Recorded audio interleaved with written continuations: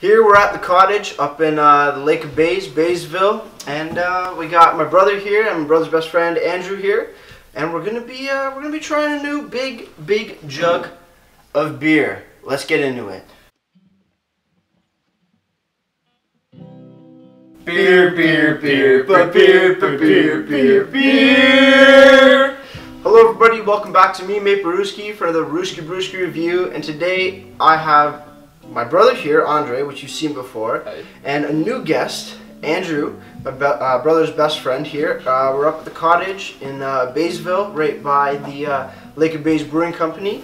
But that's not what we're drinking today. Today we're drinking a big growler full of lemon tartan, lemon wheat ale, coming in at 4.9% alcohol by volume and 23 IBUs, from the Crooked Mile Brewing Company out in Almonte, Ontario, just outside of Ottawa. So we're gonna crack this, or open this big jug, and see what we got. So Andre, I'll pour you first.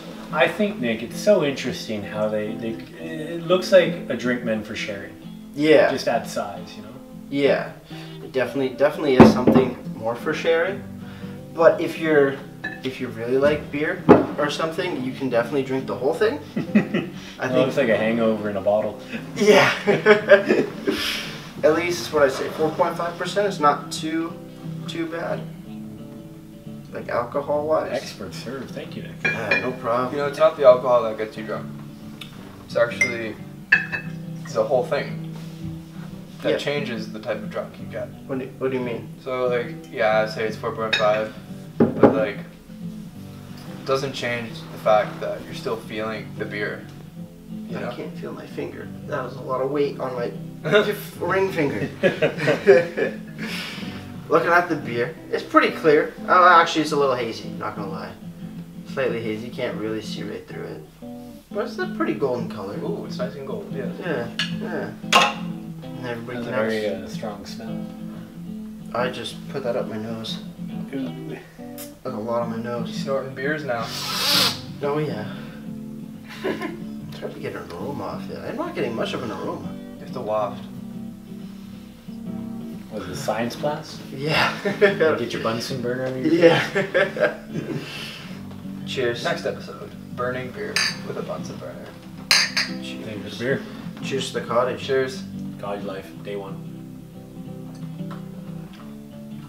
Ooh, whoa. That's a big explosion of flavor. It tastes really good. I like this one a lot. You get a lot of lemon off of that. Instant gratification. It's like they just took a bunch of lemons and just freshly squeezed that in there. Fermented right in with the wheat. Yeah. Yeah, holy crap. There's a full amount of flavors at the top end, mid end, and low end. Yeah, but that lemon really tastes lingers. it, yeah. It's actually acts as the aftertaste in a way. Yeah. Very big citrusy. Yeah. Almost like Yeah. soury, bitter, citrusy, like a lemon rind as well. And it's not like cheap I've taken sour, that it's like quality sour. Yeah, and it tastes like a fresh lemon, not Yeah, like fresh, one of those bottled lemon juice sort of things. It's not sugary, any of that crap. Sweet, No, sweet. yeah. No, it's like proper. What did I say, 23 IBU, so not too bitter, but that lemon definitely gives it some super flavor sort of thing. There's a little calling card here. And this was bottled on June 29th, 2018. So it's almost a month old, which is fine. Excuse me, still really fresh. Well, so give me an idea, Nick, of how they would prepare a beer like this. They probably put it in a barrel or what? Yeah, so because when I was in at Niagara College for that 1 week brewing program, we made a beer that day, Really? or on the second day or whatnot. So I guess sort of the whole system goes is like you have all your malts, like your different variety of malts sort of thing. It's like a little pellets or a little grain, right? And then that gets sort of crushed up. Not like into a fine powder, but more or less just like split into a few parts. Okay. So it's like taking a seed and just splitting it in threes to release all the starches. Okay. And like the sugars from the grain, and then you put that into a big, like, I guess, cauldron of heated water. Okay. Sort of. So every beer is has different temperatures that you want to, I guess, steep it at in a sense. It's essentially like a tea almost. Okay. Yeah, like the first portion. And then you let that sort of steep for an hour in a sense after you add all the water in, keep it around, I don't know, I think we kept ours around 73 to 75 degrees Celsius. Mm-hmm. And then that gets filtered into a kettle, and then we add more water over top to bring it to a certain amount of, what was it, bricks or something. And I don't remember the whole bricks thing. It's like some scientific thing dealing with like how much alcohol and how many sugars, I'm pretty sure. And then once that gets to a certain level, it boils, and then you add the hops in there. Your first initial bit of hops, keep that boiling, and then that gets shot into the fermenter where it gets a bit cooler and ferments at a cooler temperature. And then you can add more hops either in the start of it or the end of it, and then whatever other flavor. So I'm guessing with how they got the lemon in here, I don't know, it doesn't say, there's no description on the actual bottle. No instruction manual. Yeah, nothing like that. So I'm pretty sure they might have added the lemon portion into, probably into the fermenter. Yeah. To get those flavors, or it was either in the fermenter or in the mash. You really taste that lemon. You can. Yeah, it's a really strong lemon flavor. Oh yeah. Mm-hmm. You know what I think would be a nice mix with this? If you put a little shot of tequila. That would be really good. But yeah, I think it would be a very interesting taste because tequila goes well with lemon and lime. You know. Yeah, and like you've done tequila beers, have you? The Jordan maybe? Yeah. So what we used to do is we did the this Mexican beer. I forget what it's called. Dos Equis? Yeah, Dos Equis. Yeah. You take a little swig of it. Yeah. Put a little shot of tequila and then a little lime inside. And then Yeah. This would be a It perfect sounds like one of those. tequila beer. There you go. That. So to all the viewers, we've just discussed a mixing process. yeah. If you want to take lemon tartan and spruce it up, add a shot of tequila to this. I don't think you'd be disappointed. We could do that because we do have tequila at home. There you go. Do you want to do it tonight? We could probably split the last little bit and put it like half a shot in. Oh. So is this real lemons and stuff they put in? I want to say it is. Yeah. Because I don't have like any description of it. I want to say it is because it seems like a fresh lemon juice, you know, like straight from a lemon. Organic. You know? Yeah. Instead of like or I guess just like adding like that bottled lemon juice, like I said earlier. Mm-hmm. Like it tastes pretty fresh, and it's crisp. It's nice. It's light. It's light, which is good. It's nice because after you're done drinking, it gives a subtle aftertaste of lemon to the point where you don't actually taste the liquor. You just taste that nice little lemon. Yeah. And it's refreshing in a way. Yeah, this would go well with fish, I think. If you had a nice fish platter, something where you spread some lemon on it, like some salmon or something like that, some white fish, mackerel. Yeah, cod. Anything that goes well with lemon will go well with this. Yeah. Women go well with lemon. I mean, women go well with everything, though. That's getting cut. No, it's not. No, this is a really good beer. Get your toxic masculinity out of this video. Get your opinion on this video.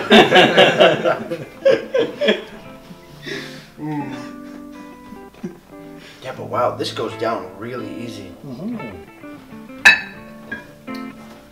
And you know, the percentage isn't so high, so then you can have a feud and enjoy it. I'm trying to think of like a reasonable diss, but like this beer is too good to bother.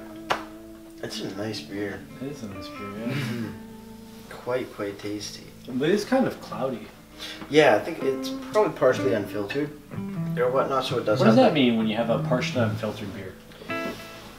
See, that's where I'm kind of wondering, because we didn't filter our beer. I'm assuming it goes sort of through some sort of filter to get like the little fog. Yeah, like the fogginess out of it. Or I know with some IPAs, like I guess bigger India Pale Ales, they have actual like yeast sediment in the bottom, like little chunks, which is fine. There's nothing wrong with that, but Yeah, I think it just filters out, I guess, anything that kind of gets in the beer. Does the yeast help the alcohol concentration increase over time, or? Shit. Yeah. I want to say the yeast. Yeah, the yeast definitely takes, like, has a big part in the alcohol, because that's what actually makes the alcohol, is the yeast, because the yeast breaks down all the sugars from the malts. Yeah. And that's what happens in the fermenter, because the yeast is like, it's a living thing, right? Yep. So, they use yeast to make bread as well, don't they? yeah. But because it doesn't ferment anything, it just makes it rise, right? Okay. But yeah, with making beer, if you have so much yeast, like for this beer, if we made, say, like 20 gallons or something, right? You'd put in a bunch of yeast, but you'd want to keep reusing that yeast. So when you're cleaning out the fermenter, you have sort of like a bunch of the yeast, and I forget the word, something with a T, I'm pretty sure, at the bottom of the fermenter, and you want to skim the top off, and you want to drain the bottom portion of it, but the middle portion of what's left is still your live yeast. So you want to take that out and reuse it, yeah, and keep it healthy so that it's very efficient at breaking down sugars. Oh, so it kind of has like a learning curve in itself. That's really cool. Yeah, you have to keep your yeast healthy to reuse over and over again for about, I think they said average anywhere from 12 to 20 times you can reuse yeast. Because yeast is very expensive to keep buying all the time. Yeah. So that would definitely increase production costs and whatnot. It's quite interesting how you make beer. I like how the first part is basically like, in a sense, making like a tea. Yeah. Sort of thing where like you're steeping your malts and your ground up malts, right? That's pretty cool. It would be interesting if you could affect the taste by steeping it with different kinds of water. Like that's a thing. It is. Yeah, where using tap water will give you an off taste because of all the like the minerals in it. Yeah. But if like you're doing, like, if you're a home brewer or something, just brewing your stuff at home, if you use as simple as like a Brita filter, you'll be pretty good, where it will take out, no, it won't take out all the minerals, but it'll like lessen it to be, I guess, more beer friendly water sort of stuff. That's a good way of putting it, beer friendly water. Yeah. Because one of my teachers was telling me about this one guy who came into the brewery at the Niagara College and said, "Hey, try out my beer." And they tried it out. It was an IPA, and when they had it, they were like, "This is weird. Like, there's something different about it. Like, it doesn't taste like a regular IPA." And he said, "Well, I use distilled water, where there's literally no minerals in it." And that changed the flavor, where it was off. And it was like the total opposite of people using just regular tap water. It was like there's no minerals. So you want some in there. You want like an equilibrium almost. Yeah. You want sort of like a perfect balance. Like, so what you're saying is this beer here uses a special kind of water? I'm saying they use filter. They probably use like natural spring water, but they filter it and make the chemicals, like the minerals in the water, a certain level. Because this beer is something else, I must say. How much was that bottle? I think the bottle was about $14. Really? Wow. Really? You get that for $14. That's a bargain. That is, I'm buying more of those. Actually, this is my favorite. I don't remember. I don't think there was a $5 deposit on the actual bottle. I have not. $5 deposit for the bottle? Yeah, for the bottle. Do they give that back to you when you return it? Yeah. If you return to the beer store or something. So essentially, it's kind of like. I'm pretty sure they might give the. So they took $5 just for the bottle. I don't know about this one. I don't remember. I didn't check my receipt. But last time I got a growler, it was $15, but then a $5 deposit for the bottle. That expensive to make a bottle. Yeah, I guess because like they don't carry as many, because it's, well, like, how many compared to like other bottles, well, right? It's a nice bottle, man. Like, they'd want it back. Yeah, I mean, you can always, like, the thing too is like with breweries, like if they give you the bottle and you drink your beer and then you clean it or whatnot, you can bring it back and they will rinse it again and fill you up again. Really? Yeah. So it's 100% reusable. Yeah. Compared to like regular beer bottles. Yeah. Why are we keeping that, right? Because we got that way up north. We got that way up north. Yeah, no, we're keeping. Yeah, I'm keeping that. I still have the one from 2 years ago. Are we gonna be able to ever like? Are we gonna get more like? From the Crooked Mile? It's so far away. It's pretty far. It's like 4 hours away. 3.5, 4 hours. That's a trek. Yeah, definitely. That was a long day. But you know what? A northern beer for a northern adventure. Order online, like. We couldn't use that. They might. I don't know if they have an online shop. A lot of breweries now do have online shops. They really? Where you can just order it through their website and they'll send it out. They'll deliver it. Yeah, that'd be a great idea because I would not mind buying that online. This is really fucking good. Fucking good. I was just about to say that. Yeah. Or blimey good. Yeah. This is blimey good. Blimey good. You can bugger me over with all this beer. Andre, if you were to describe this beer in 3 words, would you be able to? Yes. Organic, fresh, quality. Good choice of words. I don't even know. I don't know. It's not the best. I could have done better, but I was put on the spot. Solid words. Solid words. Uh-huh. Yeah. Right out of the dictionary. How about yourself? Unique, exquisite, divine. Nice. Unique and exquisite are kind of the same. We kind of wasted a word there. You call the beer fresh when it's been bottled up for like years. How many years? Oh, it's only a month. Oh, there you go. I know what I'm talking about. Yeah. What would I say? What would you say, Nick? You are the beer master. Crisp, clean. I want to say clean, but that just seems crisp, refreshing, bliss. That was nice. Yeah. Choice of words. Very nice choice. Hold on. Let us know in the comments below whose description was the best. Yeah. I'm gonna pour you a little bit more, Andre, just so we can do a cheers on the final sip. We need the tequila. And then we'll get right to ratings. We need the tequila. Right, it's ratings. We need the tequila. Cheers on the final sip, guys. Alright, gentlemen. Okay, fuck this. Thank you, Nick, for exquisite beer. Yeah, you're welcome. Thanks for joining. Oh man. Chug. Good shit. Wow. Wow, that was really good. That was delicious. Please more. We got more. We'll pour in a second.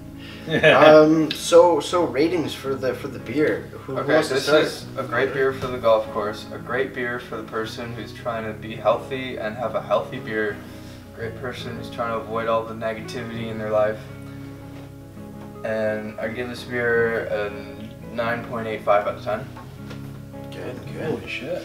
Andrew? Well, I'm not much of a beer drinker, but I must say this was an exquisite beer. I enjoyed it, and I would give it for in terms of taste a good 8 out of 10. Yeah. Good mark. I really enjoyed it. I was quite surprised. I didn't know it was going to be this lemony, to be honest. I like wheat ales. They have a very good flavor, but the lemon just took it to that extra level. Really stacked it up. Yeah, I'm really happy I got a growler. I mean, that was all that was available, but I'm happy I spent the money. Definitely a solid. Yeah, I'm gonna go with. I want to give it a 10 out of 10. I really do. That's doable, but what if you taste something better? I know there's definitely stuff that's better, but as far as wheat ale goes, And the price. I haven't found one that's really blown me away. Like this one? And this is the one that's really just like blown me away. It was just like, wow, there is so much flavor. And I think just because they executed the lemon so well in this definitely deserves a 10 out of 10. Yeah, the aftertaste is positive. Yeah, it's very pleasant, just that lingers on your tongue. Yeah. Like a freshly squeezed Ontario lemon. The feeling you get after having a good meal and it stays on your tongue. It's like a good digestive, it seems. Probiotic. Probiotic? Beers are probiotic. So, yeah, sure. Yeah, very true. Yeah, because yeast is good bacteria. Yeah. Cool. Yeah, so we got solid scores all around. Definitely a must drink. Yeah, definitely a must buy. If you're by the Almonte, Ottawa region, definitely take a peek at Crooked Mile. Lemon tartan, lemon wheat ale. Yeah, This is your ticket. Yeah, pick it up. Pick yourself up a growler. Don't do anything smaller. Enjoy it and just fuck off. Not you. Mosquito, fuck off. We are booty You know what, guys? Fuck off. We'll figure out that profanity after. Why are you hitting yourself? No, because of mosquito. No, I got it. Nowhere to go. We're getting attacked. Who let the mosquito in? Well, before I leave you guys, if you have any more comments, questions, or beers you want to review in the future, leave all that information down in the comment box below. If you want to go ahead and like this video or subscribe to me, Mate Brewski, that'd be greatly appreciated as well. As for Andre, thank you for joining me. You're welcome. Again, and Andrew, thank you for joining me for the first time. We'll do more for sure. And that's going to do it for me, Mate Brewski. And like we always say, crack a beer and enjoy. Cheers. And fuck off.